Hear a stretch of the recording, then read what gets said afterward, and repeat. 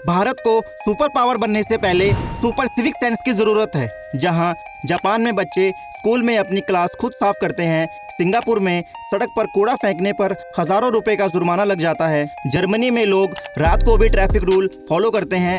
वहीं अगर बात भारत की करें तो यहाँ रेड लाइट जंप करना, सड़कों पे स्टंट करना, रॉन्ग साइड गाड़ी चलाना कुछ लोगों को बहुत ही कूल लगता है। नई दीवार हो, सरकारी दफ्तर हो, रेलवे स्टेशन हो या फिर किसी ऐतिहासिक इमारत का कोना, लोग बिना सोचे वहां थूकना अपना राष्ट्रीय कर्तव्य मानते हैं।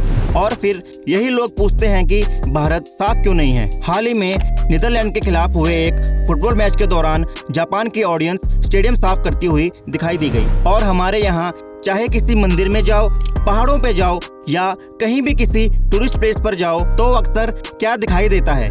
प्लास्टिक की बोतलें, खाने के पैकेट, गुटखे के रैपर और कई बार तो कूड़े के ढेर। यहाँ तक कि हम जिस गंगा को माँ कहते हैं उसी में कपड़े, फूल, प्लास्टिक की थैलियाँ, मूर्तियाँ और कई तरह का कचरा बहा देते हैं। सोचिए, जिस नदी को हम पवित्र मानते हैं उसी नदी को सबसे ज्यादा प्रदूषित भी हम लोग ही करते हैं। और जो देश नदी को सिर्फ नदी मानते हैं वहाँ की नदियाँ सबसे ज्यादा स्वच्छ हैं। भारत में कई लोग मानते हैं कि नदी में कुछ भी प्रवाहित कर देने से वह सीधे भगवान तक पहुँच जाएगा, लेकिन प्रकृति के नियम आस्था से नहीं हमारे कर्मों से चलते हैं। दीवारों पर थूकना या पेशाब कर देना, पहाड़ों में प्लास्टिक छोड़ देना, सार्वजनिक जगहों पे कूड़ा फेंकना, ट्रेन या बसों में गंदगी फैलाना, ये सब इतनी आम बातें हो गई हैं कि कई लोगों को इनमें कोई गलती ही नहीं दिखाई देती। दुनिया के कई देशों में लोग सफाई को सरकार की नहीं बल्कि अपनी जिम्मेदारी मानते हैं। वहीं हमारे यहाँ सोच ये है कि एक कागज फेंकने से